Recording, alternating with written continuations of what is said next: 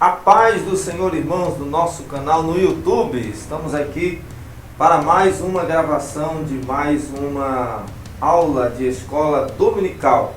Estamos no primeiro trimestre de 2020 e como nós estamos estudando doutrinas do âmbito da teologia sistemática, inclusive o que eu mais gosto de estudar, que é a doutrina sistemática, eu quero apontar para os irmãos aqui algumas dicas de literatura. Os irmãos sabem, a gente sempre aqui está apontando dicas de literatura durante os vídeos do nosso canal. Nós temos mais de 40, 50, mais de 100 dicas de leitura, onde nós inclusive mostramos os livros por dentro, na íntegra por dentro, para que você possa estar conhecendo melhor como adquirir livros preciosos para o estudo, como a gente tem também estudado.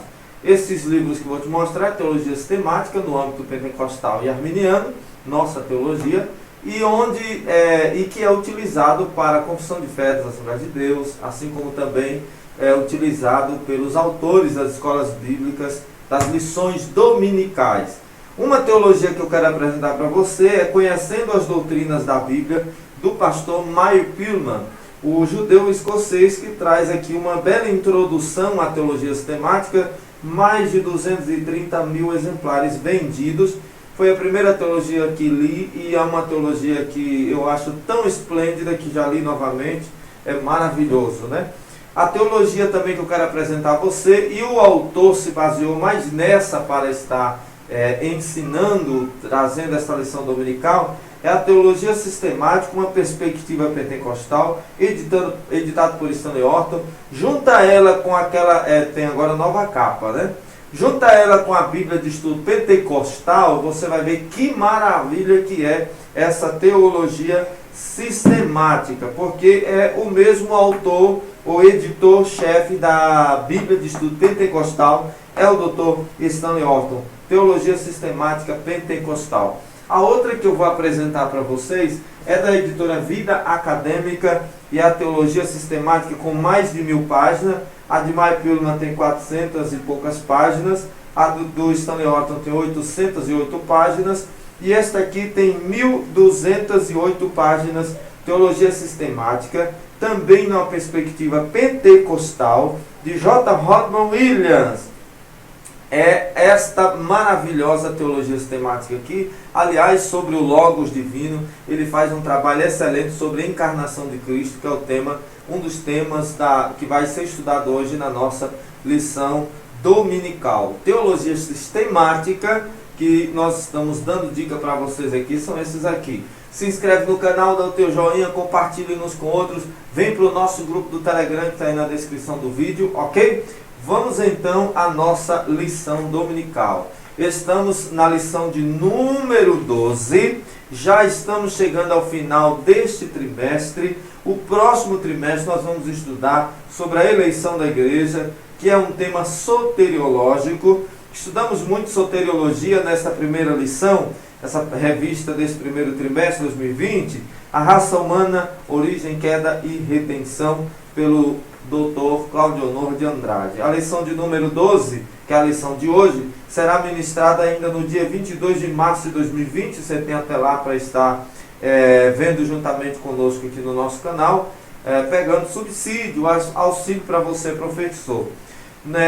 O tema é Jesus, o homem perfeito. Nós vamos estudar a divindade e humanidade daquele que é o verbo divino, a humanidade do próprio Jesus Cristo. Jesus é 100% homem, Jesus é 100% Deus, totalmente perfeito.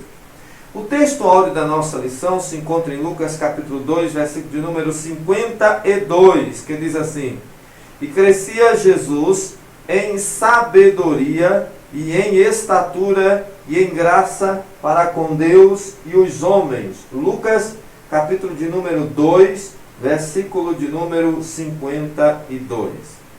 Nossa verdade prática diz o seguinte: verdadeiro homem e verdadeiro Deus, o Senhor Jesus Cristo, é igual ao Pai e semelhante a nós. Sua divindade e humanidade não são aparentes, são reais, perfeitos e plenos.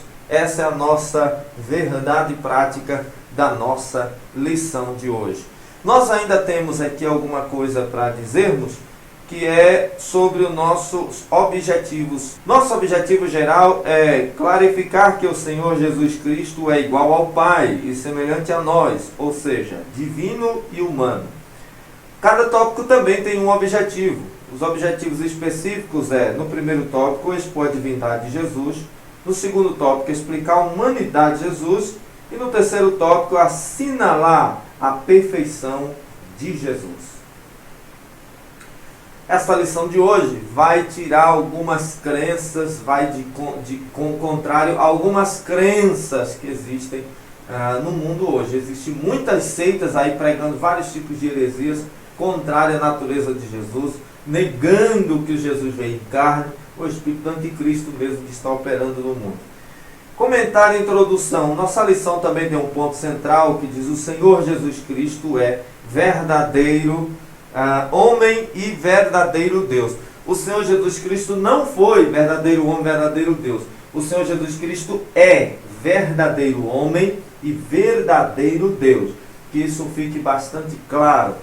Vamos lá. Nossa introdução, nós vamos estudar na lição passada nós estudamos, na verdade, sobre o homem do pecado. Nós enfocaremos hoje a encarnação do Filho de Deus como Filho do homem. Apresentaremos o Senhor Jesus Cristo como ser humano perfeito. Nele que devemos pensar, falar e agir. Que o Espírito Santo nos ajude a compreender esta maravilhosa e imprescindível doutrina da Bíblia Sagrada. Já deixamos bem claro que a humanidade de Jesus não era aparente, mas real. Em tudo era semelhante a nós, exceto quanto ao pecado. Frisamos também que as duas naturezas de Cristo, a divina e a humana, não são conflitantes entre si, mas perfeitíssimas e harmônicas. Uma jamais eliminou a outra. Não houve momentos em que uma natureza em Cristo eliminasse a outra natureza de Cristo. É a humana, a divina a humana. É 100% idênticos, 100% as mesmas coisas. Jesus, verdadeiro Deus. No primeiro subtópico do tópico 1, nós vamos estudar sobre a divindade. Vamos começar com a divindade de Jesus. Sua eternidade com o Pai. Em Isaías, no capítulo 9, nós vemos a profecia de que Jesus é eterno, porque um dos títulos é Pai da eternidade. Jesus de eternidade a eternidade é Senhor. Ele é a própria eternidade. Em João capítulo 1 nós aprendemos sobre a sua preexistência. Portanto, o lado divino de Jesus é patente nas Escrituras. Jesus é uma pessoa distinta do Pai, mas preexistente ao próprio nascimento. Tremendo isso, né? Só se aceita estas coisas apenas pela fé. O Senhor Jesus é diferente do que a doutrina falsa de Sabélio, do bispo Sabélio, o sabelianismo, hoje conhecido modernamente como unicismo, em que se acredita que o pai é o mesmo filho, o filho é o mesmo pai, baseado às vezes até naquele texto que diz assim: eu e o Pai somos um. E eles também negam que o Espírito Santo seja uma pessoa distinta, porque eles não creem na Trindade. Na verdade, o que eles não entendem é que o Senhor Jesus, o Pai, Filho e Espírito Santo, são uma unidade composta. É uma só pessoa em três pessoas. É um só indivíduo em três pessoas. É um só Deus em três pessoas distintas. O que nós observamos é que no sabelianismo eles acreditam que cada manifestação ali, cada vez que aparece o Pai, o Filho ou o Espírito nas Escrituras, supostamente estaria se referindo a manifestações de Deus e facetas das suas manifestações, maneiras de se manifestar, e não necessariamente personalidades distintas. Mas isto não é bíblico, isto é uma grande heresia. Aqui no Brasil é muito defendido pelo Ministério Voz da Verdade. Mas isto é muito herege pelo fato de que, como conseguiríamos compreender? Jesus ora ao Pai. Jesus estaria orando a Ele mesmo? Pai, se possível, passe de mim esse cálice, não seja feito segundo a minha vontade, mas a minha vontade, seria assim? Mas Ele diz, não seja segundo a minha vontade, mas segundo a tua vontade. Ele disse: eu orarei ao Pai para que envie outro Consolador. Outro Consolador é fazendo uma distinção do Espírito Santo consigo mesmo. Então também vemos, quando o Pai fala lá na hora do batismo: este é meu Filho amado. Veja que ele está se colocando como outra pessoa distinta do Filho, o Filho distinto dele. Então não temos como confundir. Estas coisas estão claras nas Escrituras, não dá para justificar com assuntos de hipótese, com teoria: será que é, será que não é? Fiquemos apenas com o que a Bíblia diz, e a Bíblia não é a favor do unicismo, ok? Sua eternidade com o Pai, antes de sua encarnação, ele estava no Pai, e no Pai criou todas as coisas. João capítulo 1 é o texto da maravilha sobre o Senhor Jesus. Ele vem falando da preexistência de Cristo. Ele começa, e as Bíblias cronológicas sempre apontam assim, porque realmente é assim. Ele começa com aquela dispensação da eternidade passada. Diz assim: no princípio era o Verbo, Logos, palavra. E o Verbo era Deus. E o Verbo estava com Deus no princípio. Sem ele nada do que foi feito se fez.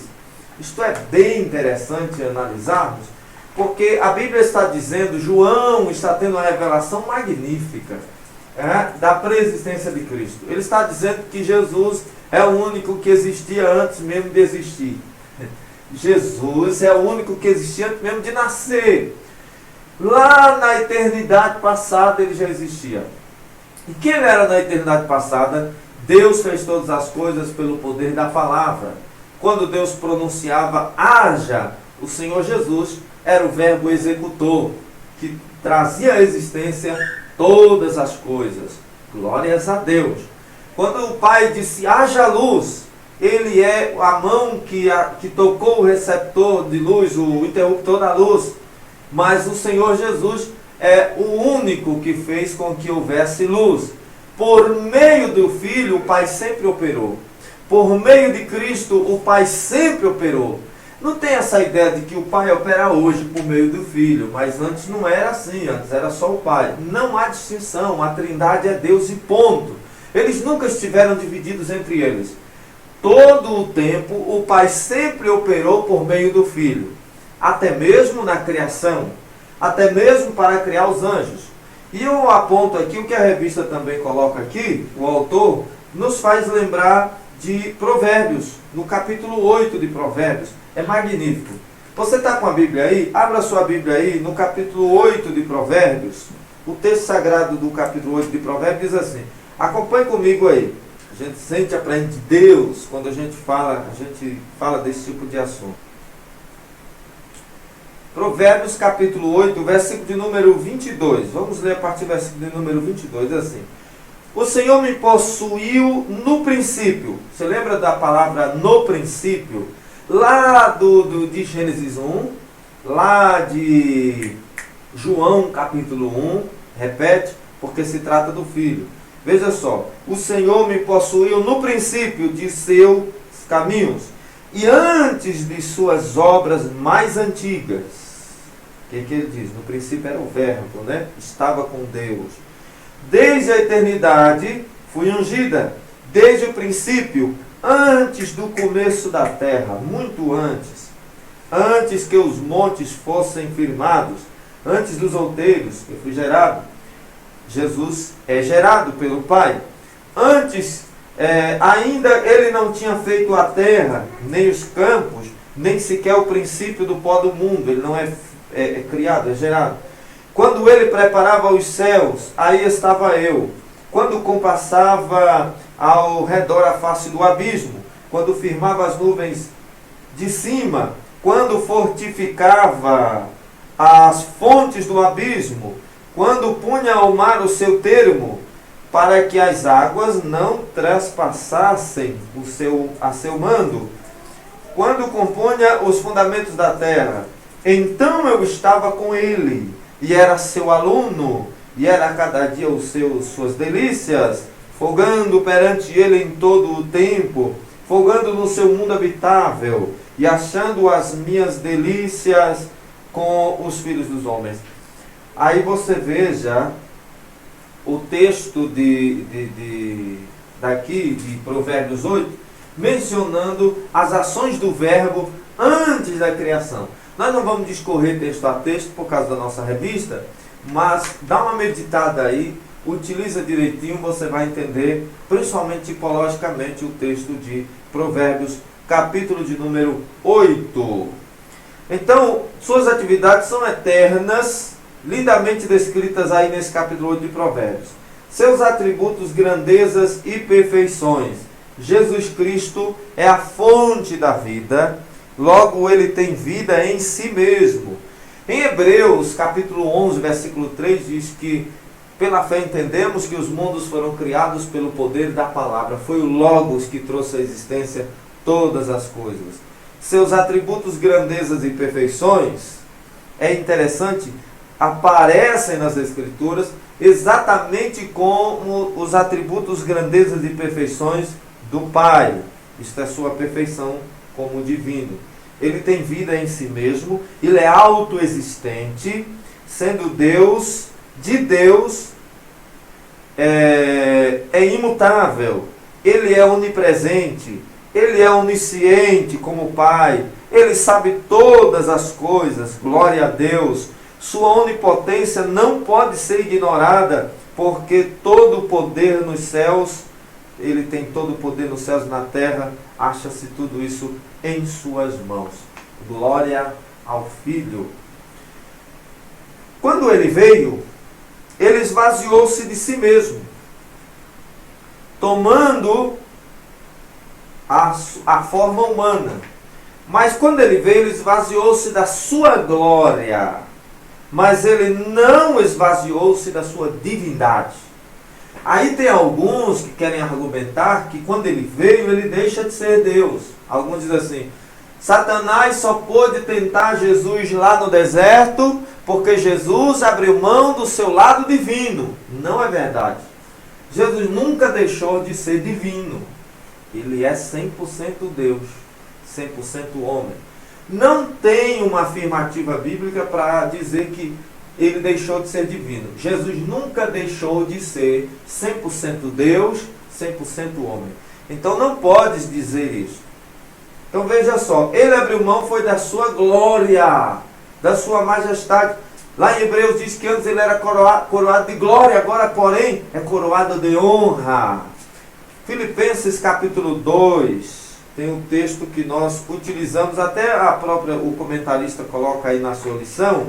Filipenses capítulo 2, versículo de número 5, o texto sagrado vai dizer da seguinte forma, acompanhe comigo aí: de sorte que haja em vós o mesmo sentimento que houve também em Cristo Jesus. Qual foi o sentimento? Sentimento de humilhação, que sendo em forma de Deus, forma, é uma palavra antropomórfica, porque Deus, como Deus, sendo Espírito, não tem formas, né? Mas sendo em forma de Deus, vamos usar aqui, põe um aspas aí, a substância, feito da mesma substância, ou feito não, existente na mesma substância, pois ele não foi feito por ninguém, sendo em forma de Deus, não teve por usurpação ser igual a Deus, está dizendo quando ele tomou a forma humana, mas aniquilou-se a si mesmo, tomando a forma de servo, fazendo-se semelhante aos homens. Ele aniquila-se, ou ele abre mão por um momento da sua glória, para glorificar apenas o Pai. Mas ele em nenhum momento deixa de ser Deus. Ele continua sendo Deus. Aleluias. É por isso que você entende? Glória a Deus. Por isso que você entende, quando a Bíblia diz lá, o evangelista João diz, ele não precisava perguntar o que estava no homem, porque ele bem sabia o que estava no homem. Aleluias. Jesus sabia. Uma vez ele estava lá na casa de Simão, o leproso, e acreditamos que tem esse título leproso, mas que ele não era mais leproso, porque Jesus havia curado o da lepra. Porque se ele fosse ainda leproso, nem estaria ali no jantar, né? Ele acabou sendo taxado com um apelido de leproso. Simão leproso.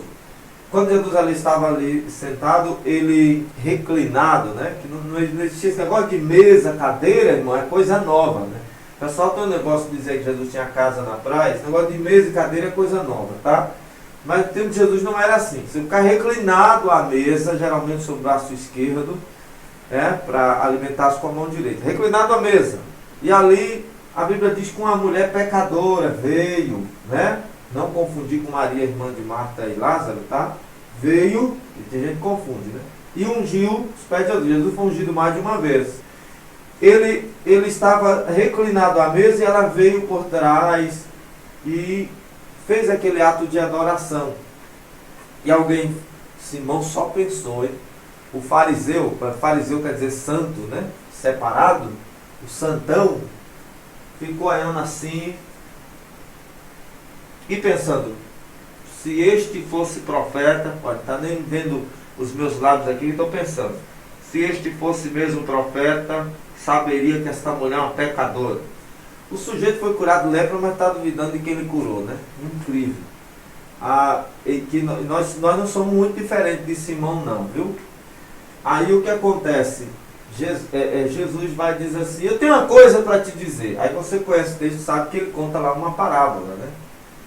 Ele conta uma história e ele depois repreende a Simão por tê-lo recebido inadequadamente, convidado inadequadamente. Veja que Jesus viu o pensamento. Jesus não ouviu a murmuração do fariseu, cochichando aqui com o vizinho, né? Cochichando assim, cutucando o vizinho assim para cochichar contra Jesus, como muitos crentes costumam fazer com seu irmão. Ele não fez isso. Mas Jesus ouviu o que estava no coração. Isto mostra a divindade de Cristo. Os anjos não aparecem na Bíblia com essa capacidade de onisciência. Satanás menos ainda, aquele derrotado. O homem, nós sabemos que não temos essa capacidade mesmo, nunca tivemos, hein? Aí tem gente aí pregando aí na internet, né? Aqui na internet, que aqui a gente está também na internet, que quando Adão estava lá no Éden, lá atrás, Deus tinha dado a Adão superpoderes, e Adão era como Superman, sabia até ler pensamentos. Poxa vida, que coisa, hein? Mas nunca o homem foi onisciente. O homem nunca conseguiu ler pensamento, nem vai conseguir. Isso é um atributo de Deus, onisciência. Nós vemos Jesus sempre onisciente. Sempre onisciente. Houve um momento que Jesus disse para os seus discípulos, entra no barco, vá para o outro lado. Eles foram. Os discípulos acharam que estava só. Mas quando veio a tempestade, Jesus aparece no meio da tempestade. Eu vou dizer uma coisa, como Deus, Jesus também estava lá.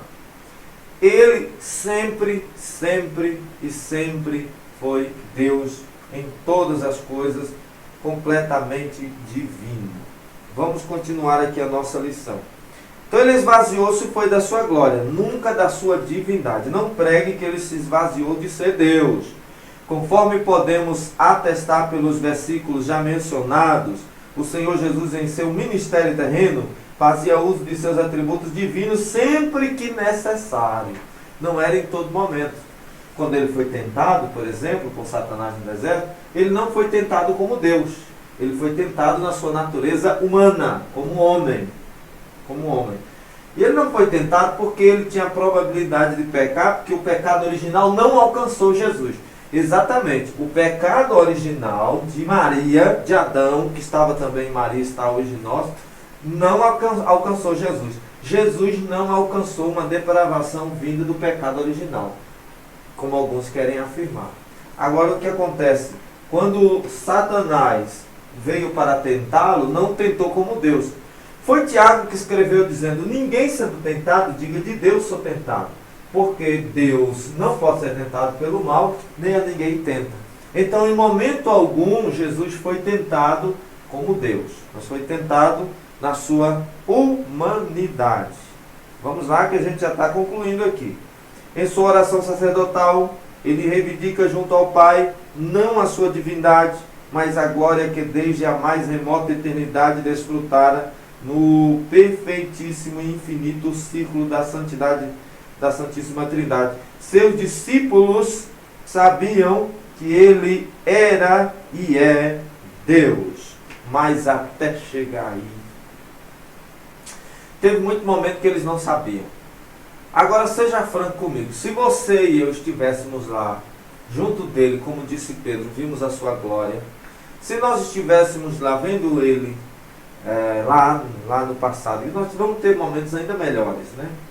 Mas se nós estivéssemos lá no passado e nós tivéssemos toda a certeza que ele é Deus, quando ele chamou os discípulos para orar no monte, você ali depois da última ceia, você dormiria ou ficaria acordado? Eu sei que você aproveitaria estar com ele, afinal de contas você tinha toda a certeza que era Deus, né? Demorou para que os apóstolos entendessem que aquilo ali, que aquele homem era não apenas mais um mestre, mas um realmente verdadeiro Deus. E só o Espírito Santo que revelou isso a Pedro, porque por si mesmo ele jamais se convenceria. Todas as vezes que Jesus fez milagres, alguém sempre disse assim: olha, levantou um profeta em Israel. Isso realmente reconhecer um dos ofícios de Cristo, é profeta. Mas geralmente se colocava Jesus como apenas mais um profeta e não como Deus. E alguns que reconheciam Jesus como o Messias prometido, geralmente via Jesus como o Messias, como aquele Messias que o judaísmo aguardava. Que não era o Filho de Deus, não era o Messias divino, mas era um líder que restaurasse Israel, semelhante a Davi, o grande líder Davi, semelhante a Moisés, e Jesus foi. Aquele que Moisés disse, será semelhante a mim, Jesus não foi, mas não era nos aspectos divinos. Esse entendimento, entenda que esse entendimento cristológico que temos hoje sobre Jesus é hoje, mas no tempo dos apóstolos esse entendimento não era tão claro e nítido quanto nós temos hoje em dia. Vamos continuar a nossa lição, chegando já aqui ao fim. Jesus, verdadeiro homem. Então estudamos a sua divindade. Jesus sempre foi e sempre vai ser Deus, absolutamente Deus. Agora vamos estudar a sua humanidade. Ele era 100% é a completude, né? 100% Deus, 100% homem. Ele não é 50% homem e 50% Deus. Não houve uma divisão aí. 100% um e 100% outro. Jesus, verdadeiro homem, a concepção, a encarnação e o nascimento do Filho de Deus não pegaram Israel de surpresa, pois os judeus sabiam pelas escrituras do Antigo Testamento que o Messias em breve chegaria. Aliás, o mundo gentílico foi preparado por Deus para recebê-lo. Infelizmente, os judeus, apesar de todas as evidências bíblicas, vieram a rejeitá-lo porque existiam outros interesses e outros objetivos que eles gostariam que Jesus cumprisse. Jesus era o politicamente incorreto na concepção dos doutores da lei. Jesus estava no seio do Pai. Antes de sua encarnação, o Senhor Jesus achava-se no seio do Pai. João 1,18. Mas não devemos supor que ele estivesse inativo, pelo contrário, sendo ele eterno e o Pai da eternidade, participou ativamente da criação do mundo, como já vimos. Ele é o Verbo de Deus, todas as coisas vieram a existir por meio dele, como nós sabemos. Ele tinha sido profetizado no Antigo Testamento, desde o período patriarcal. Você lembra de Jó? Tem um texto de Jó que diz assim: quem dera que tivesse um que fosse semelhante a Deus e pleiteasse a minha causa, advogasse por mim. Quem dera, este anseio de Jó. Era para você estar dando glória a Deus aí. Porque este anseio de Jó, Jó sonhou com isso e não viu. Jesus até disse assim que teve outros que sonharam em ver, desejaram ver esse dia e não viu. Jó sonhou com isto. Quem dera que alguém pudesse advogar diante de Deus por mim, mas não tinha. Hoje nós temos. 1 Timóteo 2,5 tem um texto que eu amo demais de citar, porque diz assim, que há um só Deus e um só mediador entre Deus e os homens, Jesus Cristo, homem. Ele continua sendo Deus e homem ao mesmo tempo. E o único mediador entre Deus e os homens, Jesus Cristo, homem. Ele foi profetizado desde o Antigo Testamento. Por isso o Antigo Testamento não deve ser excluso da Bíblia, deve ser incluso. Ele é a Bíblia, ele é a palavra de Deus, por vários motivos que nós temos que mantê-lo. Encarnado no Novo Testamento, o Filho de Deus tornou-se de fato carne. Sua humanidade, voltou a repetir, não era ilusória, é real. Volto a repetir, não era ilusória, é real. Não era uma aparente encarnação, não foi uma simulação. Realmente ele veio em carne. Ele sentiu nossas dores, nossos incômodos, teve fome, sede. Jesus precisou isso. Jesus precisou intelectualmente desenvolver-se. Jesus não era um bebezinho que já veio falando, olha, eu sou o Filho de Deus. Ele não veio desta forma. Ele foi desenvolvendo, ele foi entendendo as coisas. Nunca foi rebelde aos seus pais. Quando ele estava no templo que sumiu, por que fizeste isso? Eu e teu pai estávamos procurando aflito. Jesus já estava emancipado, né? Segundo a cultura judaica, 12, 13 anos existe a emancipação. Mas mesmo assim a Bíblia diz que ele se manteve sujeito aos pais. Não houve insujeição, desobediência, que o Senhor jamais quebrantaria seu mandamento, sua própria palavra, que dizia para honrar o pai e a mãe. Primeiro mandamento com promessa. Vamos lá. Encarnado no Novo Testamento, no jardim, na agonia, experimentou profunda tristeza. Ele precisou de consolo. Vocês vão me deixar só, mas eu não estou só. Está demonstrando necessidade de amigos, companheirismo. Pai, Deus meu, por que me desamparaste? Sentiu solidão até mesmo em relação a Deus. É um negócio tremendo, né? Então afirmamos que a humanidade de Jesus era perfeita, em nada difere da nossa, exceto quanto ao pecado. Ele não estava sujeito que é o pecado original, que é ao experimental. Ele não praticou atos pecaminosos, nem mesmo quando foi tentado, e ele também não era contaminado pelo pecado original, ok? Jesus nasceu na plenitude dos tempos. Agora tem uma coisa interessante aqui. Ao escrever aos Gálatas, afirmou Paulo que, vindo à plenitude dos tempos, Deus enviou seu Filho, nascido de mulher, nascido sob a lei, para remir os que estavam debaixo da lei, a fim de recebermos a adoção de filhos. Oh, glória a Deus! Isso é magnífico. Em sua presciência, Deus levantou 3 significativos povos e culturas a fim de preparar o mundo para recepcionar o seu Filho e para cooperar na divulgação universal do Evangelho. Quantos povos? 3 significativos povos. Quem era? Israel, através das sinagogas espelhadas por todas as nações. Grécia, por intermédio de seu idioma e filosofia. O exame natural das coisas pela luz natural da razão. E finalmente Roma, por meio de suas leis, governo e estradas de excelentes qualidades. Nós temos isto aí. Isso é legal, hein? Você tem que estudar isso aí mais a fundo, não dá aqui, tá? Em Israel, Jesus é apresentado ao mundo. O Filho de Deus, que segundo a carne é também filho de Davi e de Abraão, por descendência, nasceu em Israel sob a lei de Moisés e a de Roma, tendo ele uma educação harmônica e perfeita, tanto diante de Deus quanto dos homens. Iniciou seu ministério aos 30 anos de idade, segundo Lucas 3:23, e conforme veremos no próximo tópico, o Senhor Jesus foi em todas as coisas o mais perfeito dos homens. Jesus, portanto, é o homem perfeito. A humanidade de Jesus, ele é o Deus perfeito, ele é o homem perfeito. A humanidade de Jesus Cristo não era aparente, era tão real quanto a nossa. Em momento algum ele usou a sua divindade para suprir suas carências humanas. Não transformou pedras em pães, nem fez brotar água da rocha para aliviar sua fome e sede.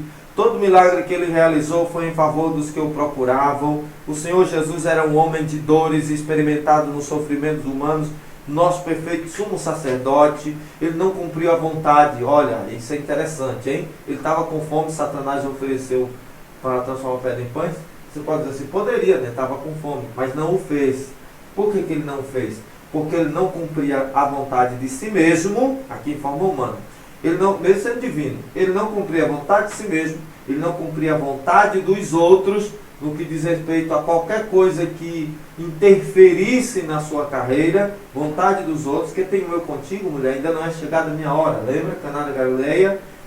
Ele não cumpriu a vontade de Satanás, ele não cumpriu a vontade do pecado. Em tudo ele cumpriu a vontade do Pai. O Filho faz o que o Pai ordena. Tudo que eu digo recebi de meu Pai. Eu faço aquilo que o Pai me enviou a fazer. O Filho se subordina ao Pai completamente. Glórias a Ele. Jesus, o último Adão. O primeiro Adão, aquele lá do Éden, fracassou. O último Adão triunfou no deserto e no Calvário. Embora divino, Jesus não era menos humano que Adão. Na plenitude de sua humanidade, venceu todas as tentações por nós, para que nele fôssemos vivificados. O segundo Adão não fracassou como o primeiro. O segundo Adão era perfeito, puro, não caiu em tentação. O primeiro Adão começou perfeito, puro, mas fracassou. O nosso segundo Adão, que é Cristo, não caiu no mesmo delito. Jesus, o último Adão. Ele é o último Adão. Quando olhamos para o Senhor Jesus Cristo, concluímos que a humanidade não foi um fracasso, porque apenas nele somos plenamente redimidos, glorificados seja Ele.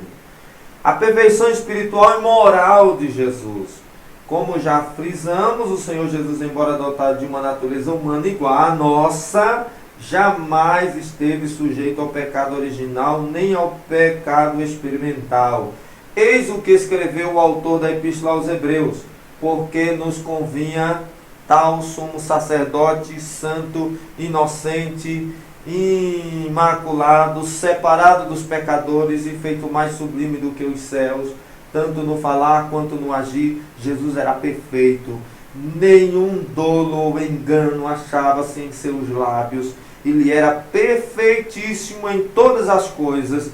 Ele é o nosso excelso modelo. Glória ao nome dele. Olha, Jesus é tremendo.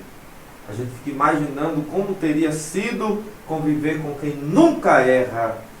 Tinha que estar muito endemoniado mesmo para negar Jesus ou para traí-lo, como fez Judas Iscariotes. Tinha que ser muito distante de Deus para não quebrantar o coração, como faziam os fariseus. Não todos, que muitos convertiam também ao Senhor Jesus, como é o caso de Nicodemos, que aparece lá na frente, lutando pelo corpo de Jesus, ou do senador José de Arimateia, homem da política, que acabou também sendo auxiliar na causa de Cristo. Então, irmão, Jesus é semelhante a nós, e melhor do que nós, pois não estava sujeito ao pecado original e nem mesmo ao experimental, não praticou nenhum ato de pecado. Chegamos à nossa conclusão, encerrando a nossa lição, olhando firmemente para Jesus, o autor e consumador de nossa fé. Aleluia! Chegaremos à estatura de varão perfeito, que é Cristo. Homens e mulheres moldados pelo Espírito de Cristo. Ele é o nosso consumado exemplo em todas as coisas, e por ele ansiamos. Quando do arrebatamento da igreja, estaremos para sempre com o nosso amado Salvador, Jesus Cristo, verdadeiro homem, verdadeiro Deus. Amém. Louvado seja o Cordeiro. Glórias àquele que pode todas as coisas. Deus continue abençoando você. Olha, toda religião tem um fundador que já morreu. O nosso fundador também morreu, mas é o único que ao terceiro dia ressuscitou. A Ele a glória, a Ele a honra, para todo sempre. A Ele seja dado todo louvor e exaltação, porque Ele é Deus, porque Ele é fiel. Espero que esta videoaula tenha sido muito útil para você. Eu te espero na lição de número 13. Assiste os nossos vídeos, tem muitos outros vídeos. Quero convidá-lo também, principalmente você que está passando por um momento de crise emocional, como é o caso da depressão, por um momento conjugal muito difícil, enfim, convido você a se inscrever nesse canal que está no link aqui deste vídeo. Se inscreve lá. É o canal do meu pastor aqui da nossa sede. Ele é psicólogo e ele está sendo usado por Deus para alcançar pessoas, tanto pessoas líderes no âmbito espiritual, quanto também no âmbito pessoal, emocional. Veja lá que preciosos vídeos temos, tá bom? Deus continue abençoando a sua vida. Assista aí os outros vídeos, que Deus continue com você. Até o nosso próximo vídeo, nossa próxima videoaula ou live, se Deus quiser. Em nome de Jesus, a paz do Senhor.